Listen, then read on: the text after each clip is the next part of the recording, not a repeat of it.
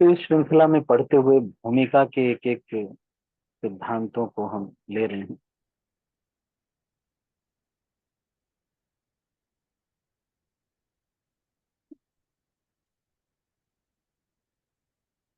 भौतिक प्रकृति, ईश्वर, सभी सिद्धांतों पर चर्चा हुई। कल ये चर्चा हुई कि किस प्रकार से कृष्ण परम भगवान हैं। भौतिक दृष्टि से किस तरह से हमारी आंखें कलुषित हो जाती हैं, हमारी इंद्रियां कलुषित हो जाती हैं।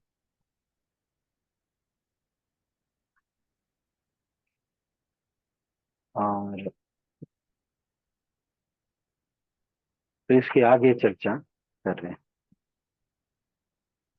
अल्प ज्ञानी लोग परम सत्य को निर्विशेष मानते हैं, लेकिन वे दिव्य पुरुष हैं और इसकी पुष्टि समस्त वैदिक ग्रंथों में हुई है। नित्यो नित्यानाम चेतनश्चेतनानाम, कठोपनिषद के दूसरे स्कंद के दूसरे अध्याय के 13वें श्लोक में ये कहा गया।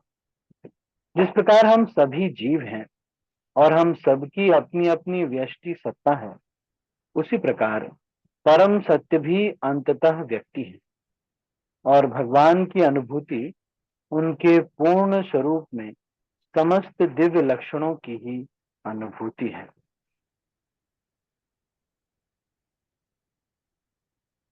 यह पूर्णतया रूप विहीन निराकार नहीं है। यदि वह निराकार हैं या किसी अन्य वस्तु से घटकर हैं, तो वह पूर्ण नहीं हो सकते।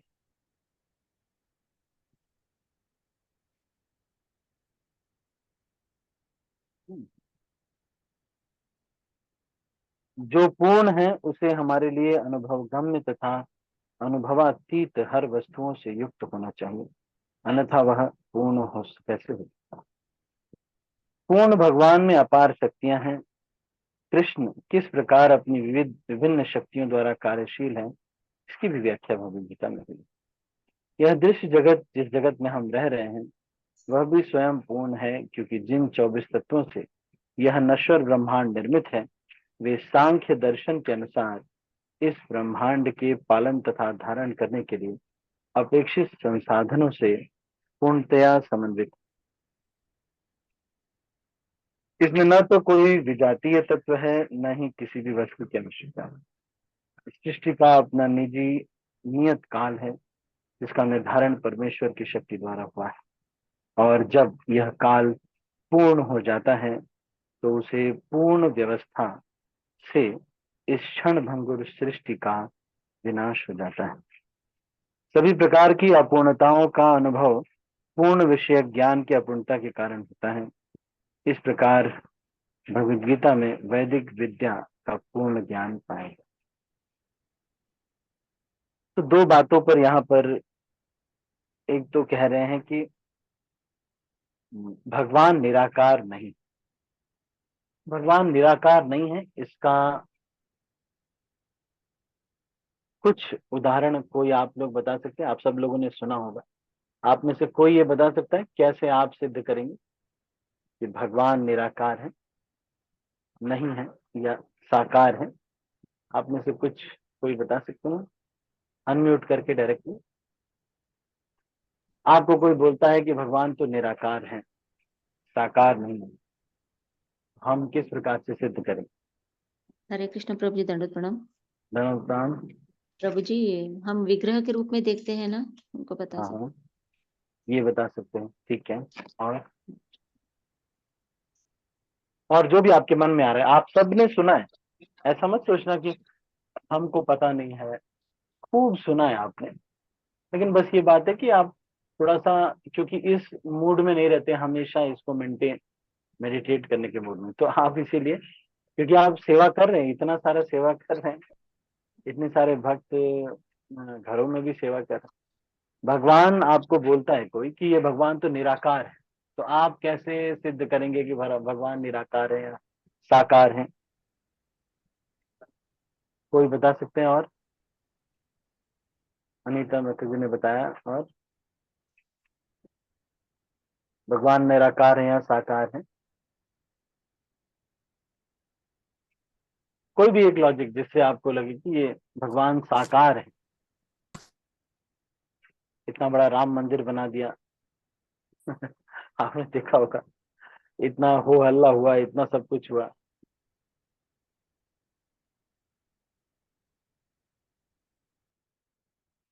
बोलिए। हरे कृष्ण। हरे कृष्णा, हरे करुणा मत। प्रभु जी, जैसे हम देखते हैं कि फूल है, जैसे एक गुलाब का फूल है, हाँ हाँ हाँ तो कई तरह के फूल होते हैं, तो हर फूल में कलर अलग है, पत्तियां अलग हैं। हाँ तो उससे हम प्रकृति को देख के हम लगा सकते हैं कि हाँ, भगवान है, हाँ साकार है भगवान। हाँ। तो माता जी का ये कहना है कि भाई देखो, इन चीजों में एक वैरायटी है। हम देखो कई सारे के तरीके के कपड़े पहनते हैं, और हम कितने कलरफुल होते हैं ना। कई बार आप देखेंगे कि कुछ तो हमारे ब्रह्मचारी आश्रम में भी ब्रह्मचारी बड़े सुंदर लगते हैं। तो क्या, this variety is there, beauty is there. तो अगर वो भगवान है, सब कुछ उनके पास है, वो भगवान है, तो उनके पास क्या ये सुंदरता, ये वैरायटी, ये सब नहीं होगी? अगर ये नहीं होगी तो वो तो फिर कमी होगी ना उनके अंदर। ठीक है, ये अच्छा लॉजिक है। और कोई बताएंगे? और कोई? भगवान निराकार नहीं, साकार है। एक ये लॉजिक हो गया। दूसरा कुछ? हरे कृष्णा प्रभु जी, दंडवत प्रणाम प्रभु जी। धनुष डांस नहीं तो? प्रभु जी, एक तो ब्रह्म संहिता में भी जो है सो पहला ही श्लोक है 5.1। हम्म तो उसमें परमा जी कहते हैं कि ईश्वर परमा कृष्ण सच्चिदानंद विग्रह, उसमें उनके विग्रह का भी वर्णन किया गया है। हाँ अनादिरादिर गोविंदा सर्व कारण कारणम। दूसरा 12वां अध्याय भगवद गीता 12वां अध्याय पहला श्लोक में हाँ अर्जुन पूछते हैं, जो आपकी सेवा में तत्पर सदैव तत्पर रहते हैं या जो अव्यक्त निर्विशेष ब्रह्म की पूजा करते हैं, इन दोनों में से किसे अधिक पूर्ण यानी सिद्ध माना जाए। भगवान उसका आंसर दे रहे हैं यहाँ पर दूसरे श्लोक में। हम्म, कहते हैं, जो लोग अपने मन को मेरे साकार रूप में एकाग्र करते हैं और अत्यंत श्रद्धापूर्वक मेरी पूजा करने में सदैव लगे रहते हैं, वे मेरे द्वारा परम सिद्ध माने जाते हैं। यहाँ से वो होता है कि भगवान जो है सो साकार रूप में है, और बोल रहे हैं जो मेरी साकार रूप में मेरी पूजा करता है वो मेरे द्वारा परम सिद्ध माना जाता है। यहाँ बिल्कुल निराकार का खंडन कर देते हैं भगवान। और बहुत बढ़िया, 15वां अध्याय बहुत के बढ़िया। 19 नंबर श्लोक में भी भगवान कहते हैं, जो भगवान के रूप में मुझे जानता है वो मेरे हम्म, शरणागत हो जाता है। 15वां अध्याय के 19 नंबर श्लोक में हरि इस बोल। तरह से तो जो है सो प्रभु जी भगवान ने, बता रहे। जी प्रभु जी, हरे कृष्णा प्रभु जी, हरि दंडवत प्रणाम। बोल। तो प्रभु जी बहुत अच्छे से बता रहे हैं, भगवत गीता प्रभु जी ने बहुत अच्छे से पढ़ी है। तो हमको भी ऐसे ही पढ़ना चाहिए भगवत गीता। तो सुनील प्रभु जी देखो कह रहे हैं कि भगवत गीता में एक जगह पर अर्जुन ने पूछ ही लिया कि भाई एक बात बताइए, कि अव्यक्त वाला ज्यादा ठीक है, निराकार वाला ज्यादा ठीक है, या साकार वाला? तो 12वें अध्याय में भगवान क्लियरली बोल रहे हैं कि ये जो क्लेशो अधिक तरस्तेषाम अव्यक्त आसक्त चेतसा।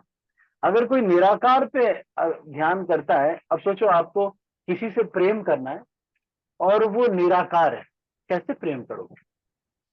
सारे धर्म कहते हैं कि ईश्वर से प्रेम करना चाहिए। अब निराकार व्यक्ति से कैसे प्रेम किया जाए? अरे कुछ आकार हो, कुछ हो, कुछ खाते हैं तो हम भगवान को, वो गाना नहीं है, कौन कहते हैं भगवान खाते नहीं। आप अच्छे से खिलाओगे तो खाएंगे भगवान, है ना, जो प्रेम से खिलाएगा। अब सोचो निराकार है भगवान, तो कैसे खाएंगे? तो ऐसे निराकार व्यक्ति से प्रेम कैसे कर सकते हैं? तो वही जैसे प्रभु जी कह रहे हैं कि अव्यक्त जो निराकार पे ध्यान करते, बहुत क्लेश है उसमें। और एक ब्रह्म संहिता में क्या कहा गया है? ईश्वर परम कृष्ण सच्चिदानंद विग्रह, ऐसा सुनील प्रभु बता रहे हैं। ये एक विग्रह है, मतलब भगवान एक विग्रह है, ये मतलब उनका शरीर है। तो फिर निराकार का मतलब क्या है? तो मतलब ये है कि उनका भौतिक आकार नहीं।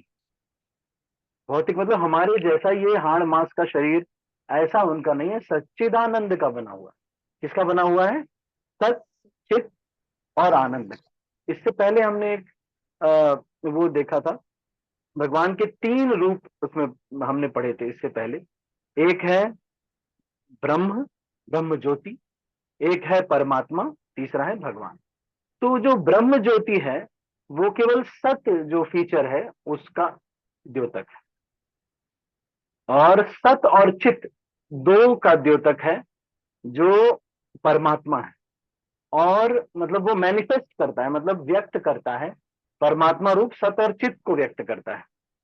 और जो विग्रह रूप है भगवान का, जो सगुण रूप है, वो सच्चिदानंद को मतलब व्यक्त करता है। तो हरे कृष्णा प्रभु जी, दंडवत प्रणाम। हाँ, धन्यवाद धन्यवाद।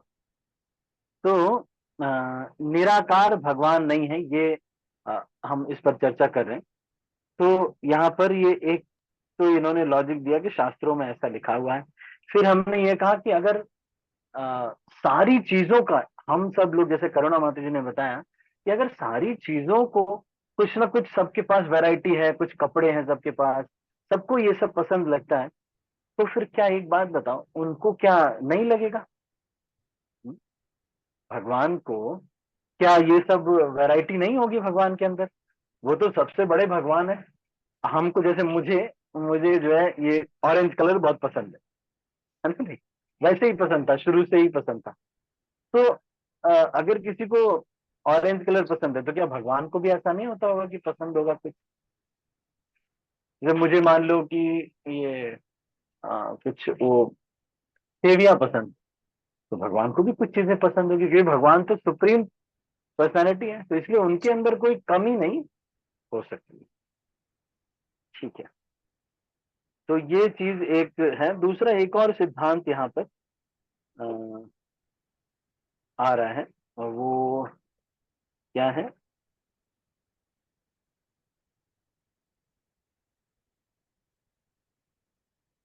एक मिनट।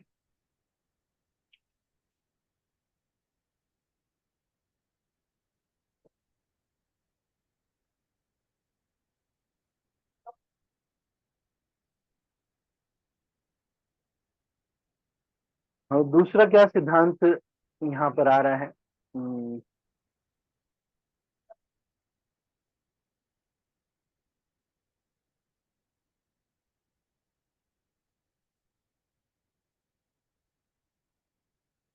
एक और सिद्धांत यहाँ पे कह रहे हैं कि पूर्णता, ये कह रहे हैं कि एक बहुत ही महत्वपूर्ण स्टेटमेंट आ रहा है यहाँ पर।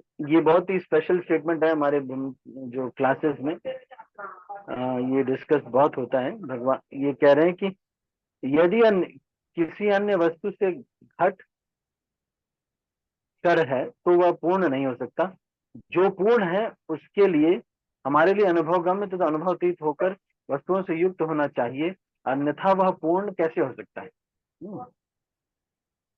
फिर अब ये कह रहे हैं सभी प्रकार की, आप देखेंगे उसके बाद वाले पैराग्राफ में, सभी प्रकार की अपूर्णताओं का अनुभव पूर्ण विषय ज्ञान की अपूर्णता के कारण है।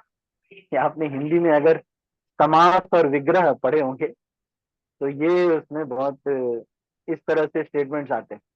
तो यहाँ पर ये कह रहे हैं कि अगर किसी को ये लगता है कि ये दुनिया में कुछ कमी है, तो वो समझ नहीं पाया है कि भगवान किस तरह से पूरे हैं या पूर्ण है।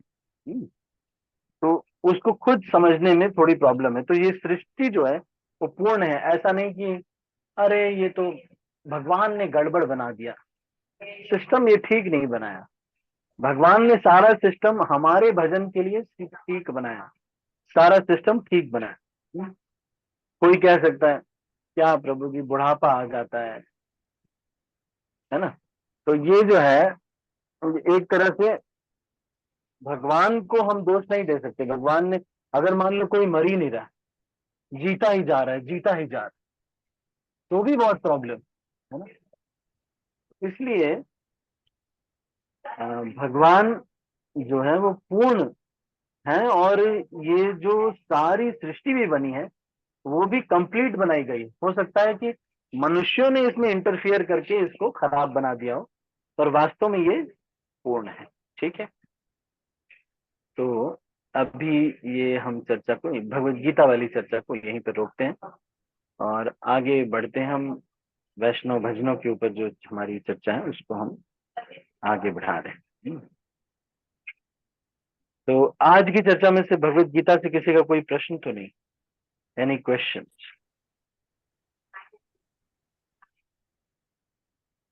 यदि आपके मन में कोई प्रश्न या फिर आप अनम्यूट करके पूछ सकते हैं। आपको समझ में आ गया निराकार और साकार ना? इसको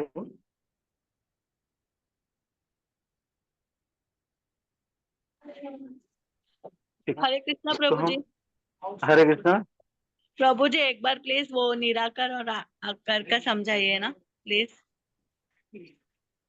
हमने अभी ये जो 3-4 चीजें हमने चर्चा की, एक तो ये कि अगर भगवान निराकार है तो उनके अंदर कुछ कमी है,